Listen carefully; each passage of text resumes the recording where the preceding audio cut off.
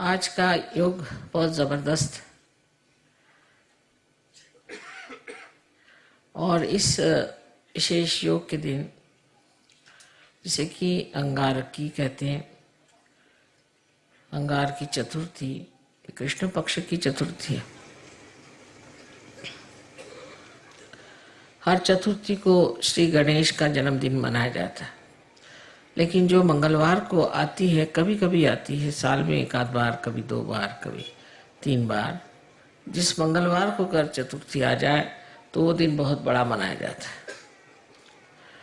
और आज वही योग है कि हम लोग मंगलवार के रोज़ गणपतिपुणे में बैठे हुए हैं, जबकि यहाँ ये बड़ा भारी योग अंगारकी का माना जाता है और यहाँ पर हजारों लोग आते हैं श्री गणेश की पूजा करने के लिए।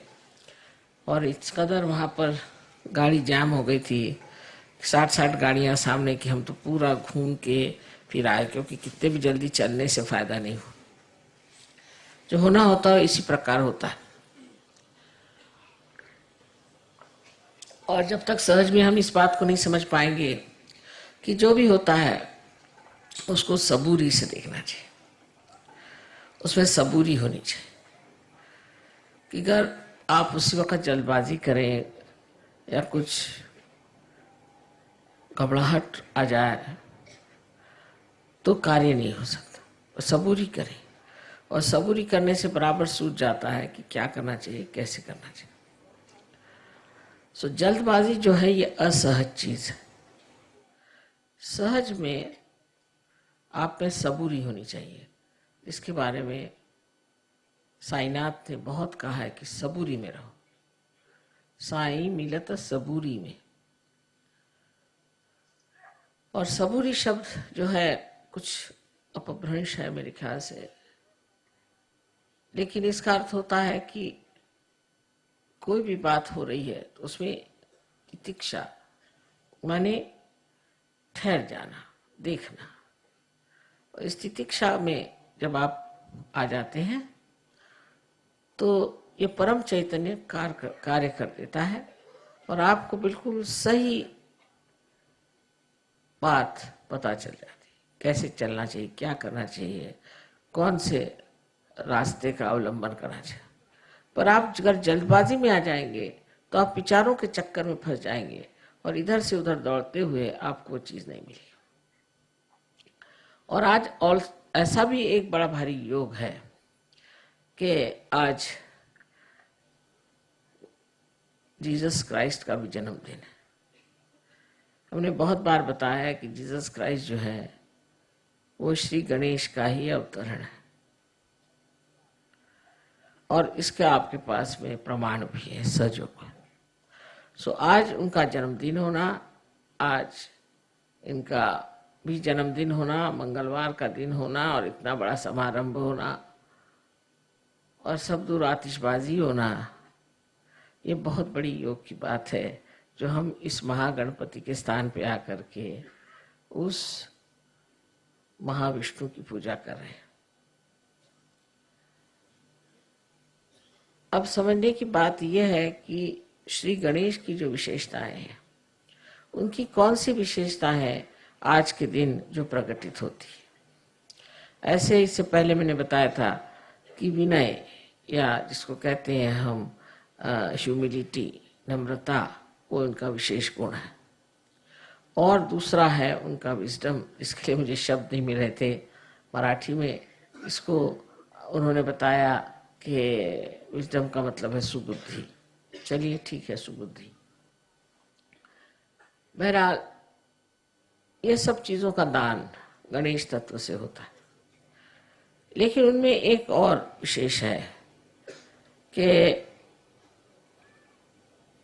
वो बहुत ठंडे दिमाग आदमी है, बहुत ठंडे दिमाग आदमी है। उनकी चाल बहुत ठंडी है। जैसे कि हाथी है, हाथी में आप देखते हैं कि बहुत धीमी चाल है, पर उसकी चाल ऐसी सुंदर होती है कि किसी भी स्त्री जो अच्छे से चलती है उसको कहते हैं गजगामिनी, माने वो हाथी के जैसे चलती है। धीरे धीरे पांव उठाना, कहाँ पाँव रखना वो सोचना, कहीं कोई पैर के नीचे चींटी ना आ जाए, कोई जानवर नहीं आना, इसका ख्याल करते हुए वो चलते हैं। और सामने अपनी सूंड से फूंकते चलते हैं कि सामने कोई और ऐसी चीज़ हमारे सामने नहीं आ जाए कि जिससे हमारे हाथ से वो नष्ट हो जाए।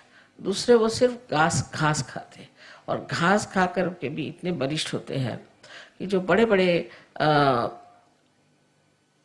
काम होते हैं जिसमें कि बहुत वजन उठाना पड़ता है, वहाँ पर सिर्फ हाथी का ही उपयोग होता है। तो इस हाथी की जो विशेषता है वो ये भी है कि ये बहुत धीमी तबीयत का आदमी है, किसी मामले में जल्दबाजी नहीं करता। और दूसरी इनकी जो और विशेषता है वो ये है कि ये इनकी जो स्मरण शक्ति है, मेमोरी है, बहुत स्ट्रांग है, बहुत स्ट्रांग स्मरण शक्ति। किसी अगर बच्चे को बचपन में भी देख लेगा तो कितना भी बड़ा हो जाएगा उसको पहचान लेगा। उसी तरह से ये लेफ्ट साइड में श्री गणेश का कार्य होने के कारण आप भी जानते हैं कि जब आपकी लेफ्ट साइड कमजोर हो जाती है तो आपकी मेमोरी खत्म हो जाती है, और इसलिए हम लोग हमेशा लेफ्ट साइड को उठाते हैं जब मेमोरी खत्म हो जाती है। वजह यह है कि आपके अंदर का गणेश तत्व कम हो गया। जब आप राइट साइडेड हो जाते हैं तो आपका लेफ्ट साइड का जो गणेश तत्व कम होते जाता है। जो आदमी बहुत ज़्यादा काम करते हैं, मेहनत करते हैं, उनकी मेमोरी जो है आप देखिए बुढ़ापे में इतनी ख़राब हो जाती है कि वो खुद को भी पहचान पाते हैं या नहीं, ऐसा प्रश्न पड़ जाता है। इसलिए श्री गणेश का जो एक विशेष गुण है कि उनकी सुबुद्धि तो है ही, पर उस सुबुद्धि के साथ उनकी जो स्मरण शक्ति है वो बहुत तीक्ष्ण है। वो हर एक चीज़ को याद करते हैं, और करना ही पड़ता है, क्योंकि कुंडलिनी पर जो कुछ भी निवेदन होता है, जो कुछ भी इम्प्रिंट होता है, जो लिखा जाता है, वो सब कुछ श्री गणेश ही करते हैं। उनके हाथ में एक कलम होती है, उस कलम से वो लिखते हैं। वो कलम भी उन्हीं का एक टूटा हुआ दांत, उससे वो लिख देते हैं कि आप क्या हैं, आपने क्या तकलीफ़ें उठाई, आप क्या परेशानी उठाई, आपकी खोज में आप कहाँ कहाँ गए, क्या क्या गलतियाँ की, वो सब उसके अंदर वो लिख देते हैं। तो जब वो कुंडलिनी उठने लग जाती है तो जैसे टेप रिकॉर्डर में कोई खराबी हो जाए तो कैसे खड़खड़ाने लगता है, ऐसे ही कुंडलिनी की खड़खड़ाहट आप देखते हैं जब आपके चक्रों पे वो गुजरती है। और इसीलिए आपको पता हो जाता है कि इनके ये चक्र खराब है, उनके चक्र खराब है। इस कदर ये बिल्कुल शास्त्रीय साइंटिफिक चीज है। तो गणेश तत्व के एक ही गुण नहीं है कि अबोधिता रहे और मनुष्य बहुत निष्पाप रहे, इसी से नहीं होता, पर उसका अनेक गुण है। उसमें से एक गुण ये भी है कि आपके अंदर विजडम होना चाहिए, सुबुद्धि होनी चाहिए, ये जानना चाहिए अच्छा क्या है और बुरा क्या है। अब जो आज की अंगारिका जो है, अंगार की जो आज की विशेष चतुर्थी मानी जाती है, ये क्या चीज है? इसमें ऐसा है कि श्री गणेश स्वयं जो है वो अंगार को ठंडा करते हैं। कुंडलिनी भी देखिए तो एक ज्वाला ही है, जैसे कि कुंडलिनी जो है उसकी प्रक्रिया ज्वाला की भांति है, क्योंकि ऐसे तो सब चीज पृथ्वी के तरफ जाती है।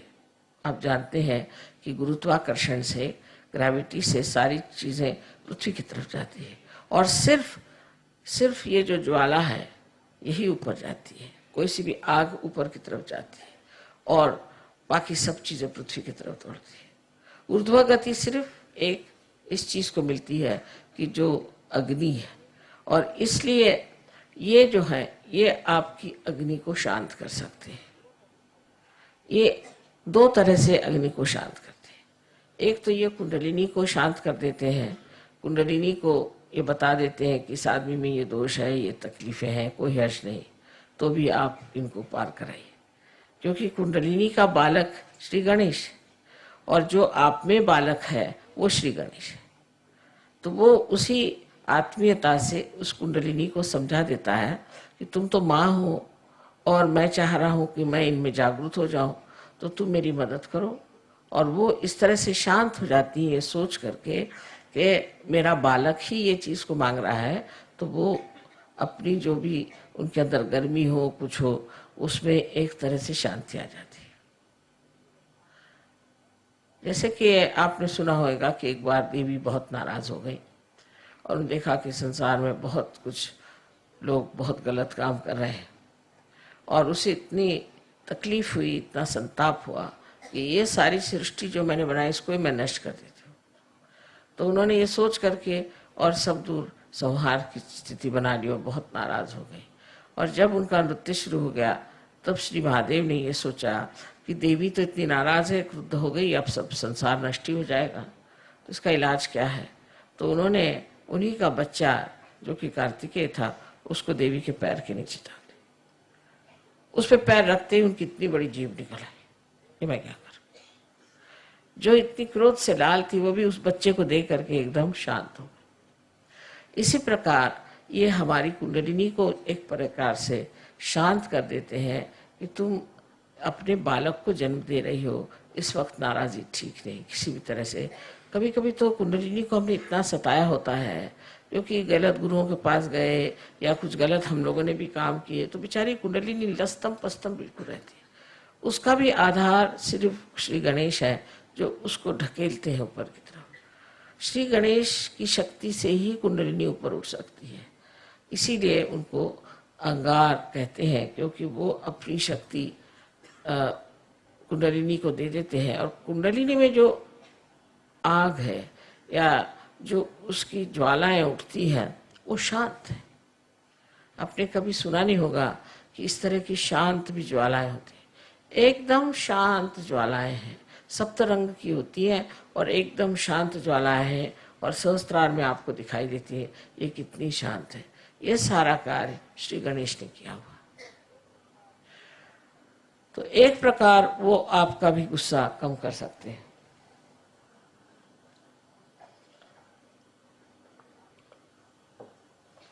आपकी भी नाराजगी दूर कर सकते हैं।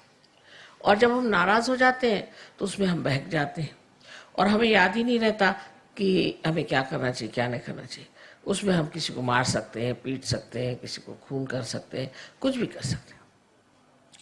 उस वक्त जो कंट्रोल होता है वो सिर्फ श्री गणेश से होता है और श्री गणेश जो है आपके गुस्से को ठंडा कर देते हैं। अब देखिए कि ईसा मसीह भी उसी तरह के हैं कि उन्होंने ये बताया कि सबको क्षमा कर दो, जिसने तुम्हें तकलीफ दी उसके प्रति तुम गुस्सा करते हो, पर अगर तुम सबको क्षमा करना एक बार सीख लो कि सबको क्षमा कर दी। जिन्होंने उनको इतना अपमान करके, इतना सता करके और सूली पे चढ़ाया, उनके लिए भी उन्होंने परमात्मा से, अपने पिता से कहा कि हे पिता इनको क्षमा कर दो, क्योंकि ये जानते नहीं हैं कि ये क्या करें। ऐसे जब ईसा मसीह ने कहा तो आप सोचिए जिस साल लोगों ने उनको क्रूस पे चढ़ाया, इतना परेशान कर दिया, उनके लिए भी उन्होंने इतनी क्षमा की वृत्ति ली। सो ये उनका एक चरित्र है, एक स्वभाव है। और दूसरा भी ईसा मसीह का चरित्र ऐसा है कि जब लोग उनके मंदिर के सामने बैठ करके और चीज़ें बेच रहे थे, जैसे अपने यहाँ भी है, मंदिरों में लोग जाते हैं तो वहाँ चीज़ें बेचते हैं और वही चीज़ चढ़ाते हैं, जैसे एक नारियल को चढ़ाया फिर लाकर उसको बेचते हैं, माने उसका बिजनेस बना लेते हैं। तब उन्होंने हाथ में एक खंडर लेके सबको मारा और कहा कि तुम ये बिजनेस नहीं कर सकते, तुम्हें अगर करना है तो ठीक है, जो कुछ भी है वो स्वच्छ तरीके से होना चाहिए। ये नहीं कि जो आप भगवान को चढ़ा रहे हैं उसको लाकर फिर बेच रहे हैं, जो हार भगवान को चढ़ा रहे हैं उनको लाकर फिर बेच रहे हैं। इस तरह की चीज़ उन्होंने कहा बिल्कुल ही गलत बात है। और इतना उन्हें क्रोध आया कि उन्होंने हाथ में हंटर लिया और उसको सबको तड़ातड़ मारना शुरू कर दिया। ये दूसरी साइड है। ऐसे ही श्री गणेश की भी एक दूसरी साइड है। दूसरी साइड गणेश की ये है कि जिस वक्त कोई भी राक्षस या दुष्ट आपको परेशान करेगा या तंग करेगा तो वो गणपति है, माने गणों के वो राजा है, तो वो उन राक्षसों को और दुष्टों को नष्ट करते हैं, उनको एकदम उनका सर्वनाश कर देते हैं। आपको कुछ कहने की जरूरत ही नहीं है, आपको कुछ बताने की जरूरत नहीं, वो खुद ही आपके साथ लगे हुए हैं गण लोग, और वो ऐसे लोगों को ठीक ही कर देते हैं जो आप लोगों को तंग करें। सहयोग में आप लोग जान लीजिए कि आप पूरी तरह से सुरक्षित हैं और आपको कोई भी नहीं दुख दे सकता।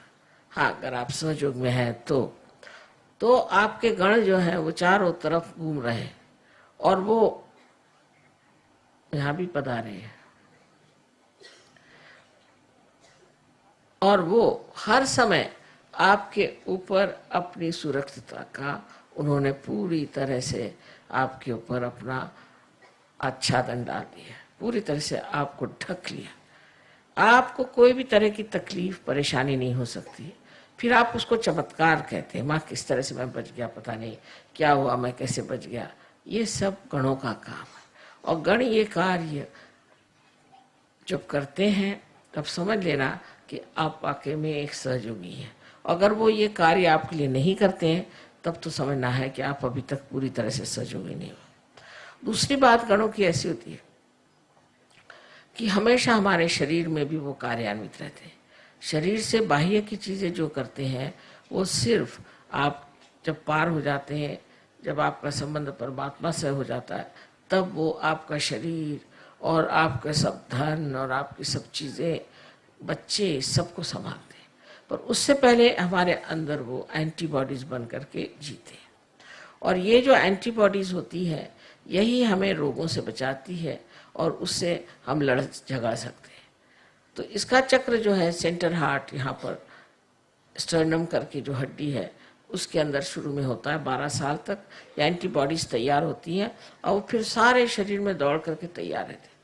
जब भी कोई परेशानी होगी तो स्टर्नम हिलने लग जाएगा और उसके हिलते ही जैसे रिमोट कंट्रोल होता है इस तरह से इनको पता हो जाता है और ये फिर उस आने वाले कोई भी जो आदमी आपके ऊपर आक्रमण कर रहा है या कोई सी भी चीज़ आक्रमण कर रही है, कोई वायरस आ रहा है या किसी भी तरह का कोई रोग आपके अंदर घुस रहा हो, उससे ये लड़ते हैं। और जब आप माँ के विरोध में कार्य करते हैं, माँ के विरोध में काम करने का मतलब है नैतिकता से गिर जाना। पिता के विरोध में जाने का मतलब है कि आप कार्यशील न हो, कार्यक्षम न हो, आप कार्यकर्ता न हो, आप में आलस्य आ जाए। ये तो पिता के खिलाफ पाप है। लेकिन माँ के खिलाफ पाप है जहाँ आप अपनी नैतिकता को खो देते हैं। जिन्होंने अपनी नैतिकता को खो दिया है ऐसे लोगों का ये चक्र बहुत कमज़ोर हो जाता है और इसीलिए फिर ये चक्र जो है इसको ठीक करने में बड़ी मुश्किल हो जाती है। और जो लोग इस तरह से गिर जाते हैं और उनका ठीक होना भी मुश्किल हो जाता है, जैसे एड्स की बीमारी है या इसी तरह की जो बीमारियां हैं जिसे कि हम गुप्त रोग कहते हैं, ये सारे गुप्त रोग अनैतिकता से आते हैं और ये अनैतिकता के रोग जो हैं किसी तरह से भी ठीक नहीं हो सकते जब तक आपके गणेश तत्व ठीक नहीं हो जाएगा। इसलिए समझ लेना चाहिए कि हमें अपने अनैतिकता से अपने सारे व्यक्तित्व को, अपने सारे जीवन को पूरी तरह से आडोलित रखना चाहिए, पूरी समय उसमें पवित्रता में डूबे रहना चाहिए। ये जो पवित्रता है उसके बारे में ईसा मसीह ने बहुत बढ़कर बात कही है, क्योंकि आज्ञा चक्र पे उनका स्थान है, इसलिए उन्होंने आज्ञा चक्र पे बहुत बड़ी बात कही और वो ये कहा कि तुम्हारे आंखों में भी कोई भी अपवित्रता नहीं होनी चाहिए। Thou shalt not have adulterous eyes। आंखें भी ऐसी हो, वो भी निर्मल होनी चाहिए, क्योंकि आंखें निर्मल का नहीं है तो ईसा मसीह वहाँ नहीं है। लेकिन देखिए परदेश में हम देखते हैं कि हर एक ईसा को मानने वाले लोग सबकी आंखें बहुत खराब है। इस औरत की तरफ देख, उस औरत की तरफ देख, उस तरफ देख, फिर औरतें भी ऐसी आदमियों की तरफ देख, उनकी आंख ऐसी चलती रहती, कभी आंख स्टेडी नहीं रहती।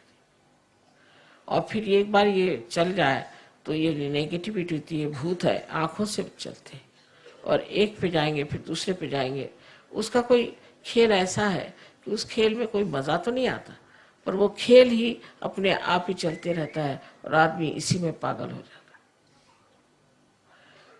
तो ईसा मसीह ने भी पवित्रता की अति सूक्ष्म बात कह दी कि तेरी आंख भी अपवित्र नहीं होनी चाहिए। किसी की और तेरी आंख से भी तुम अपवित्रता के भावना से न देखो। ये बात उन्होंने कही, जैसे कि ये पवित्रता का ही पूरा स्रोत है, इसलिए उन्होंने पवित्रता की बात की। ईसा मसीह ने ज्यादातर पवित्रता की ही बात की है। जहाँ जहाँ बात की है वो ज्यादातर कि आप अपने को कैसे पवित्र रख सकते हैं और कैसे आप नैतिकता के बल पर खड़े हो सकते हैं।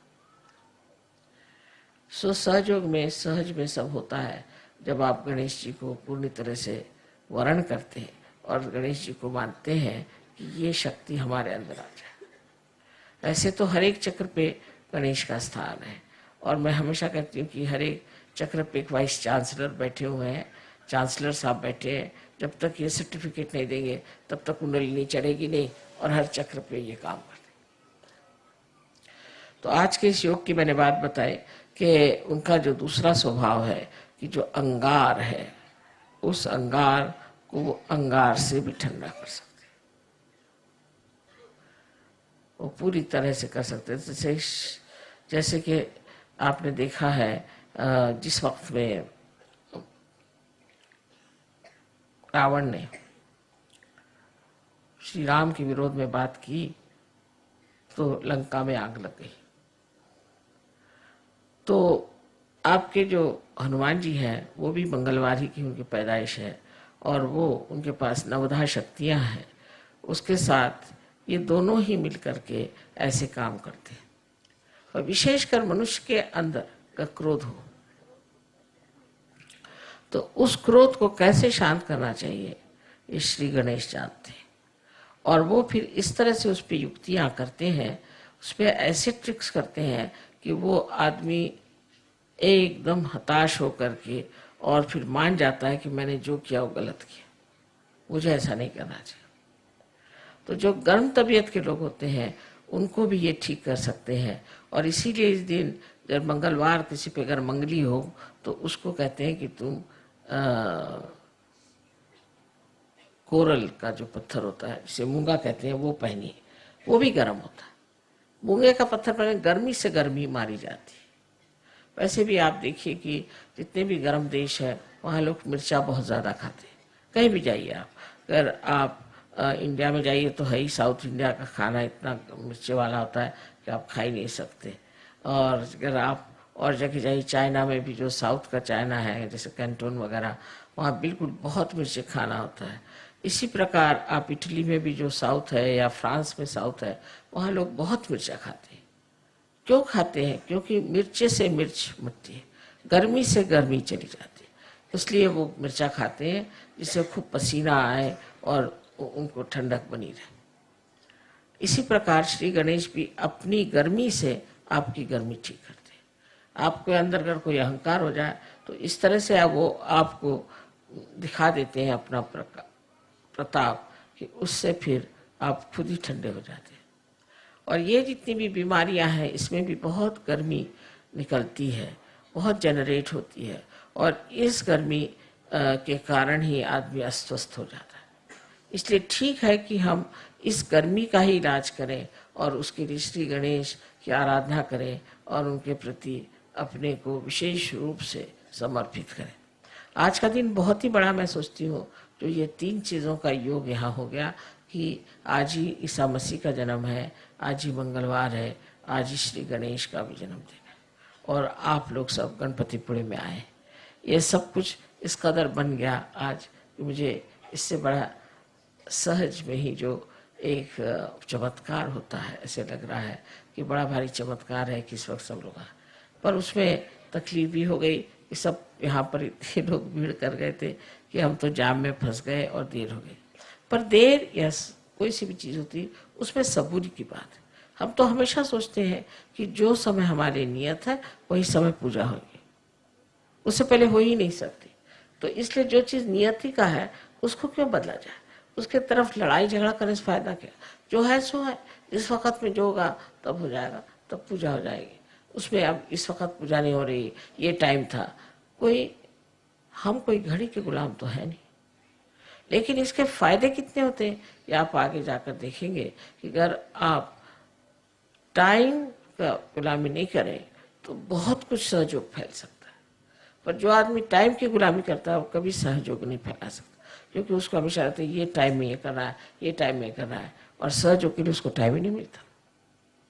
पर जो कहेगा कि मुझे सहयोगी करना है तो पूरा टाइम उसके लिए पड़ा हुआ है और पूरी चीज़ बढ़िया तरीके से हो जाती है। पर इस पर सिर्फ बात यह है कि एक तो अनुभव होना चाहिए, और अनुभव होने के बाद उस पर विश्वास होना चाहिए। ऐसी ऐसी चीज़ें घटित हो जाती हैं। बहुत लोग सुबह से शाम तक मुझे अपने चमत्कार बता रहे थे, कि वाह मैं तो परेशान था कि जा रहा हूँ, कब मुलाकात होगी, वो आएंगे, देखता क्योंकि सामने ही चले आ रहे। किसी भी चीज की आपके मन में इच्छा हो जाए वो चीज पूरी हो सकती है, पर विश्वास की बात है। और विश्वास में अंधविश्वास सहयोग में नहीं, बिल्कुल अंधविश्वास नहीं, श्रद्धा है। जहाँ पर कि हम पूरे दिमाग से सब देखे हैं, जब हमने सब देख लिया और तब भी हम नहीं मानेंगे तो इसे क्या कहा जाएगा? इसे कहा जाएगा कि आप बहुत ही ज्यादा बेईमान हैं, या आप झूठ बोलते हैं, और या आप महामूर्ख हैं। इनमें से 3 चीजें हो सकती हैं कि आप जब सब चीजों को देख रहे हैं, उसको जान रहे हैं, वो सब वर्तित हो रहा है, उस पर भी आप उस पर विश्वास नहीं करते, तो फिर आप में कुछ न कुछ खराबी। ये सब देखते हुए आप सोच सकते हैं कि श्री गणेश कितनी बड़ी चीज है। और वो इस महाराष्ट्र में 8 अष्टविनायक हैं, जिनकी वजह से इस महाराष्ट्र को बहुत ज्यादा पुण्य मिला हुआ। लेकिन तो भी लोग इतने पागल हैं, वह इसी के पीछे दौड़ते रहेंगे, यही सब करते रहेंगे, कर्म कांडों में फंस जाएंगे, पर ये नहीं होगा कि सत्य को प्राप्त करें। अब आप लोग बहुत नसीब वाले हैं, बहुत समझदार हैं, जो आप लोगों ने सत्य को खोजा और आपने पा ली। लेकिन अब इसको बनाने के लिए आपको चाहिए कि आप गणेश के गुणों को अपने अंदर ले लीजिए। मैं देख रही थी हजारों लोग आए थे गणेश जी की पूजा के लिए। इनमें से कितने लोग गणेश जी को जो मानते हैं, कितने लोग ऐसे जिनमें गणेश जी का कोई भी गुण हो? ऐसा कोई दिखाई नहीं दे। शराब पिएंगे, आपस में लड़ेंगे, झगड़ेंगे, औरतों को सताएंगे, मारेंगे, पीटेंगे, सब करेंगे, और श्री गणेश के अंगारिका में पहुंच गए। अरे आप जब इतनी बड़ी अंगार है तो आप काहे को आए हैं? इसका कोई विचार ही नहीं करता कि हम किसी चीज में विश्वास करते हैं तो उसके गुण हमारे अंदर कितने हैं। हाँ, हमें उन पर बड़ा विश्वास है, हम तो इनकी पूजा करते हैं, हम उनकी पूजा करते हैं। अच्छा, पर तुम्हारे अंदर उसके कौन से गुण है? ऐसे कोई सोचता है? लेकिन सच्चाई तो ये है कि अगर आप किसी को मानते हैं तो उनके गुण भी आपके अंदर आने चाहिए। और जब तक ये गुण आपके अंदर नहीं आते, तब आपका मानना न मानना बराबर है, उसका कोई फर्क ही नहीं पड़ने वाला। आज हम श्री गणेश की पूजा करने वाले हैं, और श्री गणेश और गौरी की पूजा होगी। और इसमें यही जान लेना चाहिए कि गौरी एक कुंडलिनी ही है, महाकुंडलिनी महागौरी है। और इसका कार्य यह है कि अपने बच्चे को जो बहुत सालों से खोज रहा है, उसको आत्म साक्षात्कार प्राप्त कराए, उसका पुनर्जन्म करे। ये इस महागौरी का कार्य है जो आप सबके अंदर उपस्थित है। इसलिए आज हम सिर्फ गणेश जी और गौरी जी की पूजा करेंगे, और बाद में देवी की पूजा होगी। सबको अनंत आशीर्वाद।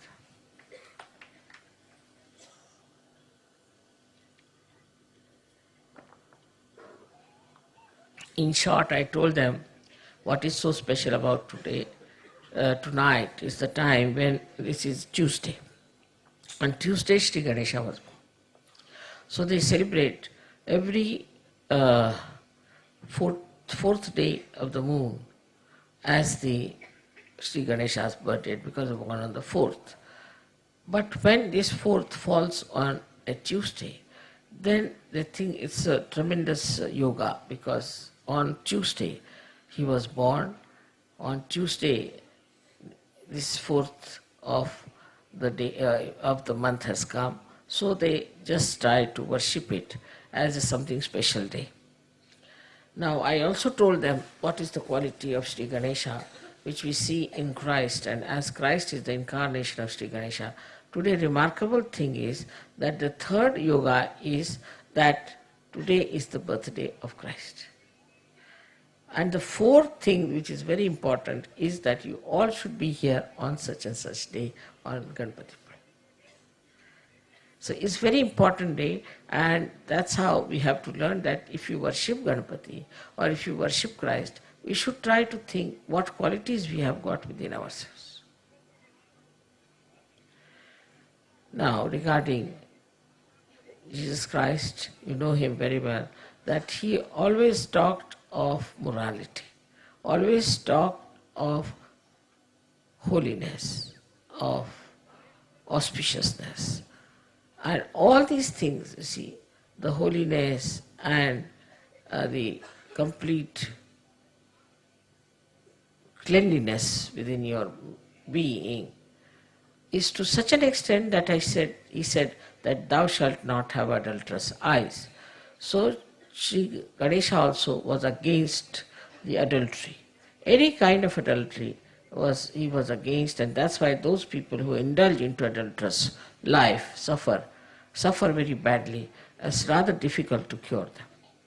All these diseases which are incurable of Ganesha's problems are really difficult because here you have insulted Sri Ganesha, and that's why he gets angry with you. Now his style is of two types. One is by which he soothes you down, he soothes your kundalini, and the second one is where he really gets angry with you and tries to punish you. These two qualities here. So one has to be very careful when you are dealing with your morality. The morality should be a part and parcel of your being. That you should be proud that you are moral and that you should try to lead a very moral life without torturing anybody, without troubling anybody. In Sahaja Yoga, I hope it is all very clear cut that we have to lead a very, very moral life. Of course, all my lecture can be translated later and I hope you will be able to enjoy it. But this is the best part of it, that today we have the birthday of Christ, the birthday of Sri Ganesha, and also on such a date which is so well worshipped and regarded as something important in India. May God bless you.